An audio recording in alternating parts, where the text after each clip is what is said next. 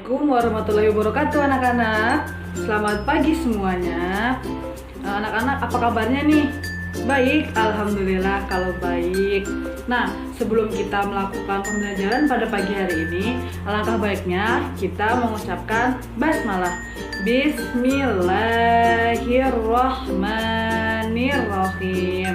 Nah, setelah kita membaca basmalah, kita akan masuk kepada materi pertama kita. Yang pertama adalah kehidupan ekonomi masyarakat Arab pra-Islam. Nah, masyarakat Arab pra-Islam ini mereka memiliki mata pencarian dari perdagangan, pertanian, dan peternakan.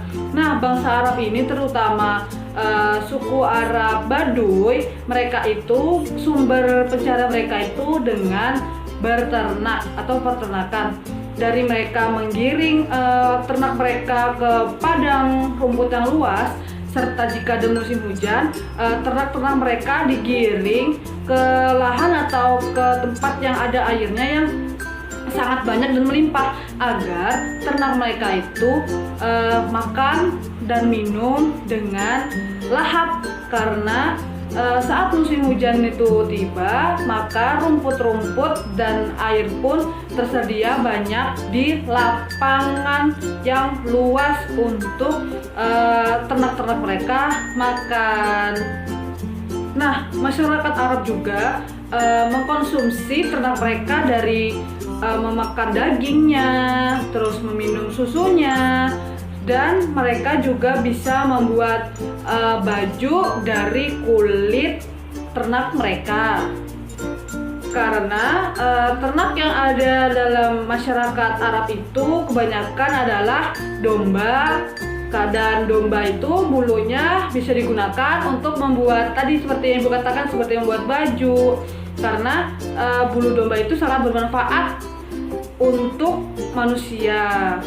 Saat sumber kehidupan Arab Baduy sudah terpenuhi, seperti mereka memiliki daging, memiliki susu, atau memiliki pakaian yang berlimpah, maka jika ternak mereka masih ada, akan mereka jual dan akan mereka perdagangkan kepada orang lain. Karena dalam masyarakat suku Baduy itu, mereka terlihat kaya itu dari segi banyaknya hewan ternak yang mereka pelihara. Karena orang kaya dalam masyarakat Baduy itu, dia memiliki banyak sekali ternak yang mereka pelihara dalam ruang lingkup masyarakat tersebut. Nah, selain masyarakat Arab Baduy, masyarakat lainnya yang ada dalam perkotaan juga, mereka memiliki sumber pencaharian atau sumber kehidupan mereka dari peternakan. Mereka juga ternak hewan-hewan, yaitu seperti domba.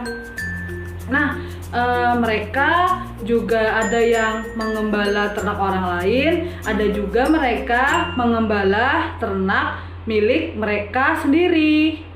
Nah, sama halnya seperti Nabi Muhammad SAW, beliau saat ada di suku Bani Sa'ad, beliau adalah seorang pengembala. Sama juga halnya seperti Umar bin Khattab, Ibnu Mas'ud, dan lain-lainnya.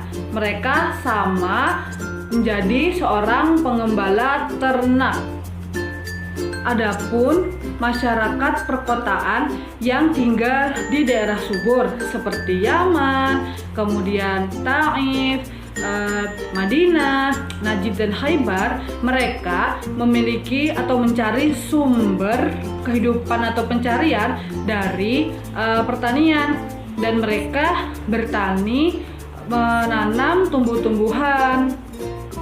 Selain pertanian, masyarakat mereka juga sebagian memilih untuk perniagaan sebagai sumber kehidupan atau mata pencaharian mereka, khususnya penduduk Mekah yang memilih perniagaan sebagai sumber atau mata pencaharian mereka. Penduduk atau masyarakat Mekah memiliki pusat perniagaan yang istimewa. Penduduk Mekah itu memiliki kedudukan tersendiri dari pandangan orang-orang Arab lainnya. yaitu mereka penduduk negeri haram Mekah. Karena orang-orang Arab lain tidak akan mengganggu penduduk Mekah, juga tidak akan mengganggu perniagaan penduduk-penduduk Mekah. Karena Allah Subhanahu wa Ta'ala telah menganugerahkan hal itu kepada mereka penduduk-penduduk Makkah, dan Allah Subhanahu wa Ta'ala berfirman dalam Quran surah Al-Ankabut ayat 29. Nah anak-anak, dengarkan ya, ibu akan membacakan Quran surah Al-Ankabut ayat 29. Bismillahirrahmanirrahim. Awalam yarau anna ja'alna haraman aminan wa yutakhattafun nasu min haulihim afabil batili yu'minuna wa bi ni'matillahi yakfurun. Berikut artinya. Dan apakah mereka tidak memperhatikan bahwa sesungguhnya kami telah menjadikan negeri mereka tanah suci yang aman, sedangkan manusia sekitarnya rampok-merampok? Maka mengapa sesudah nyata kebenaran mereka masih percaya kepada yang batil dan ingkar kepada nikmat Allah Subhanahu wa Ta'ala? Suku Quraisy merupakan penduduk Mekah yang memegang peranan dalam perniagaan di Jazirah Arab. Nah, mengapa? Karena suku Quraisy itu mendapatkan pengalaman-pengalaman perniagaan dari suku Yaman atau masyarakat Yaman yang pindah ke kota Mekah. Orang-orang Yaman itu terkenal dari segi perniagaan mereka yang hebat. Nah, selain itu juga anak-anak, kota Mekah itu kan memiliki yang namanya Ka'bah. Ya, tepat sekali. Nah, Ka'bah itu yang membuat masyarakat di Jazirah Arab melakukan ibadah haji di setiap tahunnya, dan sampai sekarang pun ibadah haji itu masih dilakukan. Dalam bidang ekonomi di masyarakat atau di tempat Jazirah Arab, riba itu sudah lazim di sana. Dan mereka juga mempraktikkan riba itu di Jazirah Arab.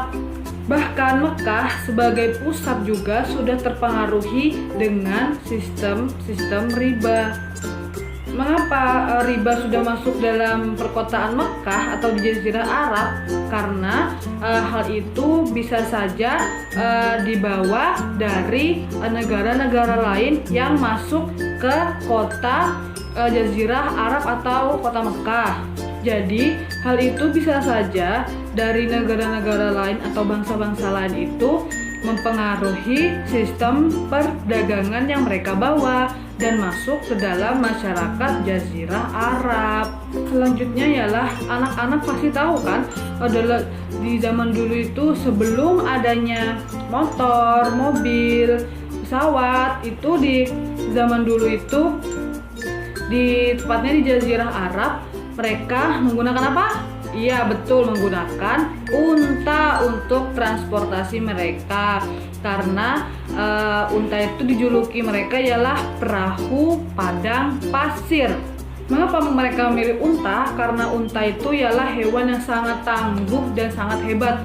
Mengapa? Karena unta itu mampu bertahan tidak makan dan tidak minum di perjalanan berkilometer jauhnya, karena unta itu memiliki punuk. Nah, punuk ini menyimpan air untuk persediaan unta saat di perjalanan. Unta-unta ini mereka membawa dagangan-dagangan yang akan diperjualbelikan ke negeri satu ke negeri lainnya. Dan karena unta itu tangguh, jadi mereka sanggup berjalan sangat jauh untuk memperjualbelikan dagangan-dagangan hasil masyarakat tersebut. Selanjutnya kita akan membahas tentang agama masyarakat Arab pra-Islam. Pada awalnya itu agama masyarakat Mekah itu mereka menganut agama tauhid yang dibawa oleh Nabi Ibrahim alaihi salam. Kemudian dilanjutkan oleh putranya yaitu Nabi Ismail alaihi salam. Perjalanan hidup Nabi Ibrahim alaihissalam, kemudian Siti Hawa istri Nabi Ibrahim, dan Nabi Ismail yaitu putra Nabi Ibrahim, mereka membuahkan hasil seperti memiliki ajaran dan kebudayaan Islam yang sampai sekarang pun masih terpelihara dengan baik, seperti Ka'bah, makam Nabi Ibrahim, dan seperti kita berkurban. Bahkan perjalanan Nabi Ibrahim alaihissalam, kemudian Siti Hawa dan Nabi Ismail itu mereka terangkum dalam salah satu rukun haji. Namun sangat disayangkan saat setelah Nabi Ismail alaihissalam meninggal, masyarakat Arab berubah menyembah selain Allah Subhanahu wa Ta'ala. Berawal dari Amir bin Lubai, seorang pembesar suku Khuza'ah, yang mana ialah yang membuat masyarakat Mekah mulai menyimpang dan tidak menyembah Allah Subhanahu wa Ta'ala, karena dalam perjalanan Amir bin Lubai dari kota Syam Syria, dan pada saat itu dia melihat penduduk Syam Syria menyembah batu dan patung-patung berhala. Kemudian Amir bin Lubai ini dia tertarik untuk membawa atau ajaran-ajaran yang menyembah berhala itu ia bawa dan ia praktikkan ke dalam kota Mekah. Kemudian Amir bin Lubai ini membawa berhala yang ia namai Hubal dan ia letakkan di Ka'bah. Berhala Hubal ini ia sebagai pemimpin berhala-berhala lainnya seperti berhala Lata, Uzza, dan Manat. Amir bin Lubai ini mengajarkan kepada masyarakat Arab untuk menyembah berhala-berhala, dan Amir bin Lubai ini mempraktekkan cara untuk menyembah berhala-berhala. Dan disitulah mulai kepercayaan baru yang masuk ke masyarakat Mekah, dan disitulah menjadi pusat penyembahan berhala. Nah, saat Mekah sebagai pusat penyembahan berhala itu disebut dengan masa jahiliyah. Masa jahiliyah itu bukan berarti mereka bodoh dari keilmuannya, akan tetapi mereka bodoh dari keimanan mereka kepada Allah Subhanahu wa Ta'ala. Padahal ajaran-ajaran Nabi Ibrahim itu mereka hanya menyembah Allah Subhanahu wa Ta'ala. Nah, yang terakhir kita akan membahas tentang kepercayaan masyarakat Arab pra-Islam. Kepercayaan masyarakat pra-Islam dulu ialah mereka menyembah patung. Patung itu ialah benda mati dan patung itu tidak bisa bergerak. Bahkan patung tidak membantu mereka, apalagi menolong mereka saat kesusahan. Mereka menyembah patung yang mereka buat dari emas, kayu, perak, dan batu. Tergantung kekayaan yang mereka miliki. Misalkan mereka berkecukupan, mungkin saja mereka mampu membuat patung dari emas maupun perak. Namun saat mereka kekurangan, bisa saja mereka membuat dari kayu maupun dari batu. Karena kepercayaan yang mereka miliki itu sudah turun-temurun dari nenek moyang mereka. Patung atau berhala yang mereka percaya itu sudah dianggap sebagai Tuhan mereka, dan patung-patung berhala itu mereka letakkan dan mereka taruh di sekeliling Ka'bah untuk disembah. Mereka setiap tahunnya melakukan perlombaan untuk membuat patung-patung berhala yang mereka taruh di dinding-dinding Ka'bah. Mereka menyembah berhala-berhala sebagai perantara mereka kepada Tuhan dan rela mengorbankan hewan-hewan ternak mereka untuk berhala. Dan juga suatu ketika manusia dikorbankan untuk berhala. Kepada berhala itulah mereka memohon pertolongan mengadukan nasib mereka, persoalan, dan meminta ridho saat mereka akan melakukan sesuatu yang penting. Di saat agama Islam yang dibawa oleh Nabi Muhammad SAW akan datang, beberapa orang sudah mundur dan tidak menyembah berhala lagi, menyebarkan ajaran tauhid yang sebelumnya telah diajarkan oleh Nabi Ibrahim alaihissalam. Di antaranya adalah Warokah bin Naufal, yang kedua Umayyah bin Sal, yang ketiga Qusaidah, yang keempat ada Utsman bin Khuwairis, yang kelima ada Abdullah bin Jahsy, dan yang keenam Zainal bin Umar. Mereka itu ialah sekelompok orang yang menentang adanya tradisi menyembah berhala. Namun mereka meninggal sebelum agama Islam datang. Anak-anak, mungkin itu saja pembelajaran kita pada pagi hari ini ya. Dan Ibu akan memberikan kesimpulan pada pembelajaran kita pagi hari ini. Nah, kesimpulannya ialah bahwa pada zaman Arab pra-Islam itu mereka mencari sumber kehidupan melalui perdagangan, pertanian, dan peternakan. Mereka juga mengolah hasil mereka dan mereka perjualbelikan di negeri-negeri lain. Dan juga saat mereka memiliki agama dan kepercayaan Arab pra-Islam, mereka dulunya telah menyembah Allah Subhanahu wa Ta'ala saja. Namun kemudian muncul Amir bin Lubai yang menyuruh mereka untuk menyembah berhala. Dan tadi kan kita juga membahas orang-orang yang tidak mengikuti tradisi menyembah berhala tadi, karena Tuhan itu satu, yaitu Allah Subhanahu wa Ta'ala. Karena Allah ialah Maha Pencipta dari segala isi yang ada di dunia ini. Nah, anak-anak, Ibu akan memberikan evaluasi yang akan kalian kerjakan di rumah ya. Nah, yang pertama ada apa yang dimaksud dengan patung. Yang kedua ada berhala apa saja menjadi pimpinan berhala dalam masyarakat Arab pra-Islam. Yang ketiga ada masyarakat Mekah adalah penganut agama tauhid yang dibawa oleh. Yang keempat ada bangsa Arab memiliki mata pencaharian bidang.